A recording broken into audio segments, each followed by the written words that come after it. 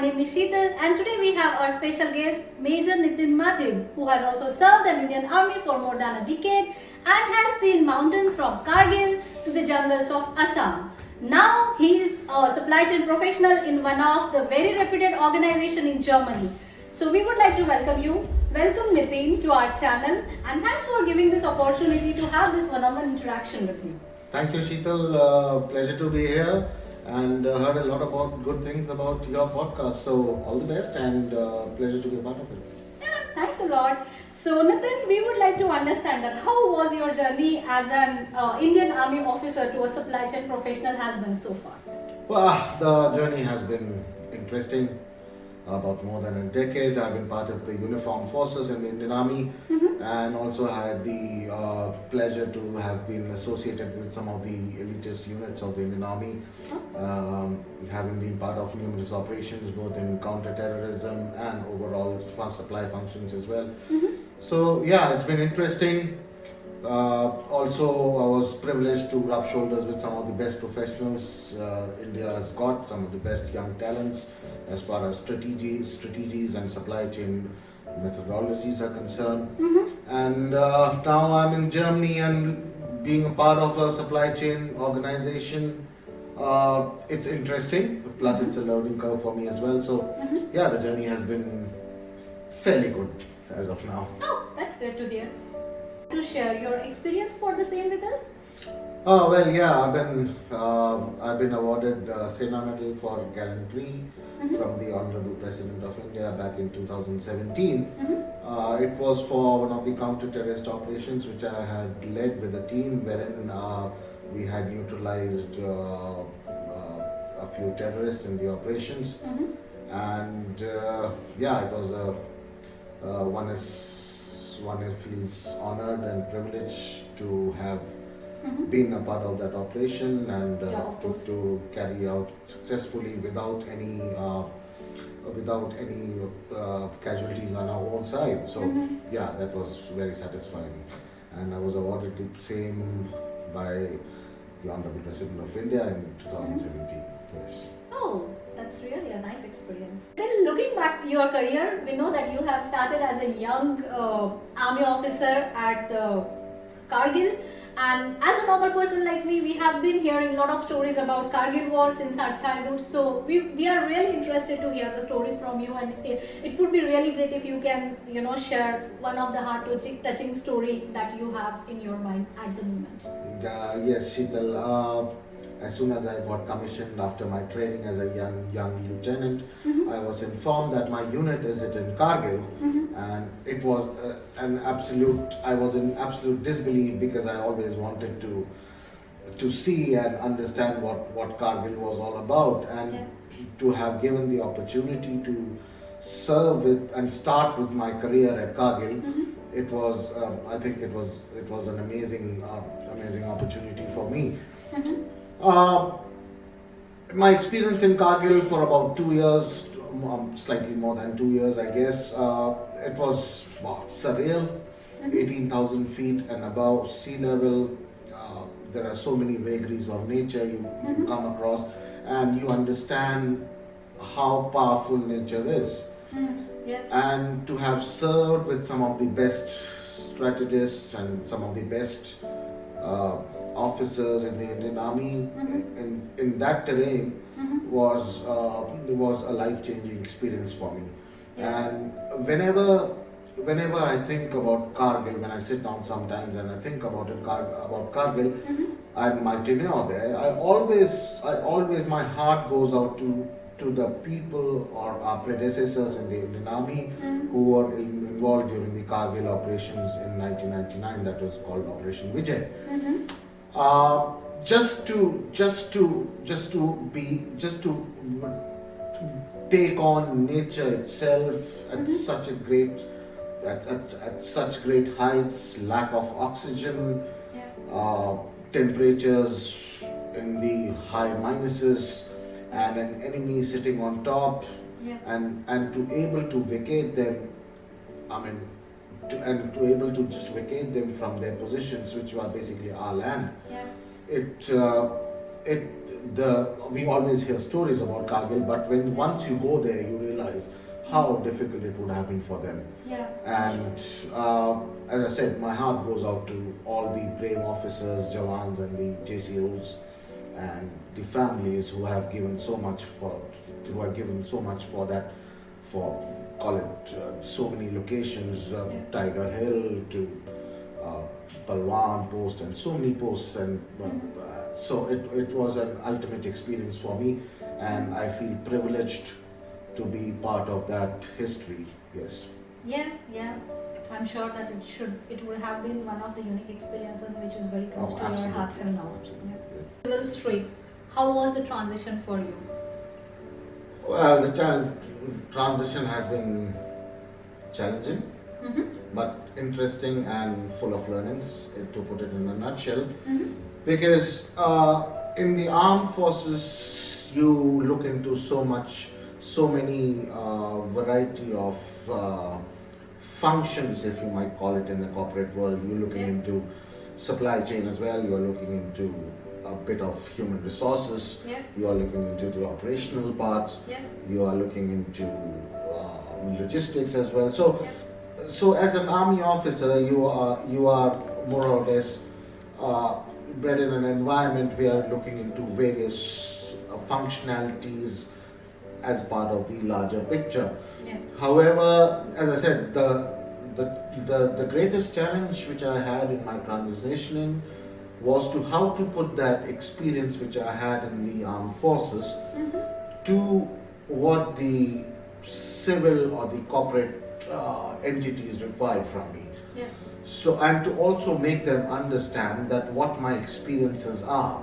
Now, for me standing here today, if I tell an employee from maybe a supply chain professional from Google, maybe, or for any of the Fortune 500 companies, that hey, this is I used to, for example, plan for advanced winter stockings in Kargil. So it will be very difficult for them to understand what exactly he's referring to. So that of course is a challenge, because then you have to understand, you have to really tell them, you have to really make them understand that when I say that I was doing advanced winter stocking, what I'm trying to tell them, or what I meant for that. That what I meant with that was to have an accurate demand forecast, and then to optimize your supply chain and how to do it. And also the criticalities are different, because while in the armed forces, if you fail to plan, it might cost lives. Whereas in the civil street, maybe if you have failure in your planning or organization or something like that, the most you can lose is maybe business or money. But in the armed forces, you might end up losing lives. So that is the criticality, that is the difference. And to get myself out of that mindset and matching it to sort of the corporate structure and what is expected out of me as a supply chain individual now, to be part of that organization, and how do I improve their business. So that is the biggest challenge. The skill sets are there, the knowledge is there, the experience is there, but to convert it into, or to convert that entire package into what the civil street or what the corporations or what the organizations require from you as a professional is different. And I guess that is the biggest challenge, and it's a learning process. I'm still learning. I'll keep on learning, and I will try to improve as the day goes by. But yes, the learning curve has been tremendous, and and it comes out of your experience in the uniform. Successful IT professional in Germany, how your life as an expat been here so far? Well, life in Germany has been rewarding. It's been extremely good. As I said, I'm still learning. I'm not where I would like to be as far as German language is concerned, but it's a learning process. But life in Germany has been very good. Very, as far as a professional life is concerned, German organizations are extremely professional. They value an individual, and overall, if you see, Europe's work culture is unmatched. The way, the best thing about German work or Germany has been the work-life balance. You learn so much at work, and also you get ample time with your families and friends. So the work-life balance is the best thing which one can find in Germany. And also German organizations are now starting to open up to the idea of expat workforces as well.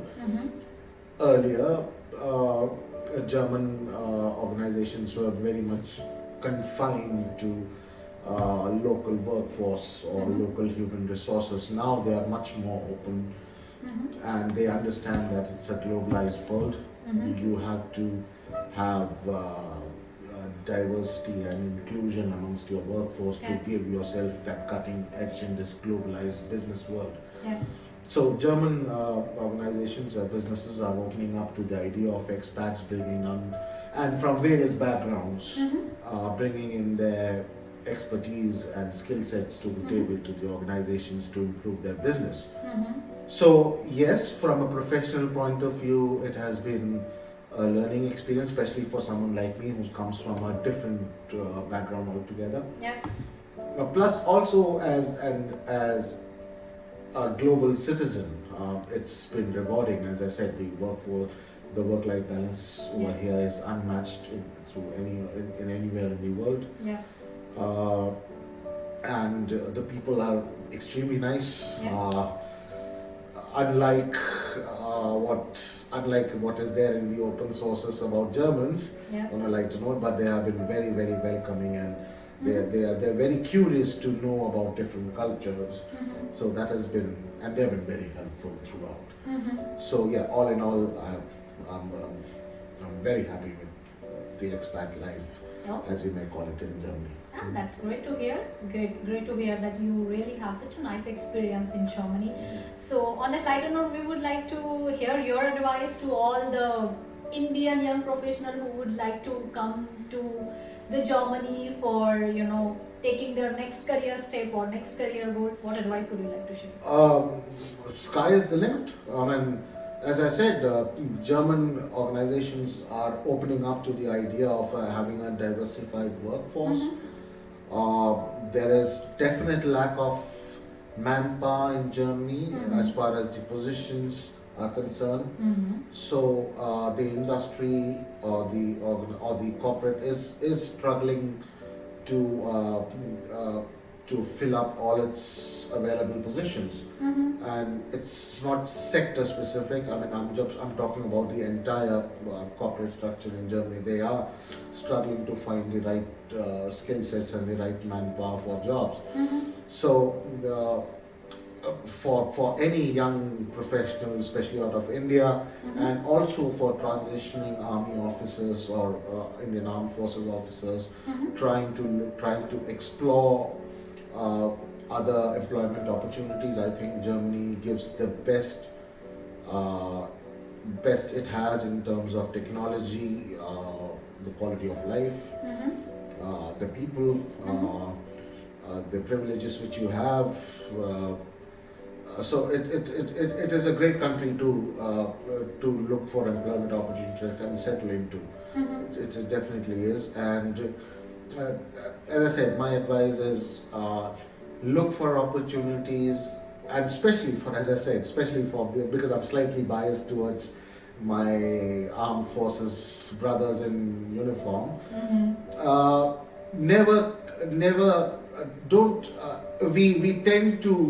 We tend to localize ourselves in many ways in the armed forces. You can get hired sitting in India. The world is highly globalized these days. So doesn't matter. Like for example, the team which I work for, few colleagues, the team is spread across the world. So it's not like everyone is meeting in the office every day. Yeah. One of my colleagues might be in Spain, the other one might be sitting in Portugal, somebody might be in Australia, somebody might be in China. Yeah. But the work is done, and you feel like a team, even though you don't meet them every day. Yeah. But it is still a team. Yeah. So it's a highly globalized world these days. So it doesn't matter if you're in India or anywhere else, if you have the right skill sets, if you have the right attitude towards corporate life, you can get hired, and successfully so, and you can get the right employment opportunities coming to Germany. So don't limit yourself don't get yourself localized. It's a global world. It's mind-boggling that what is achieved through the internet, and what all kind of things can be done over the internet, I guess. Yeah. So that would be my advice. Be open to the idea. Yeah. Germany is a very good place to work for. You've got brilliant opportunities.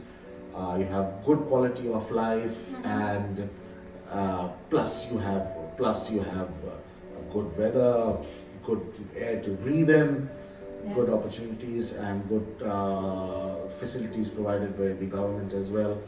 So yes, come to Germany. It's a thriving economy. It's looking for the right skill sets. It's looking for the right people, and maybe you are one of them.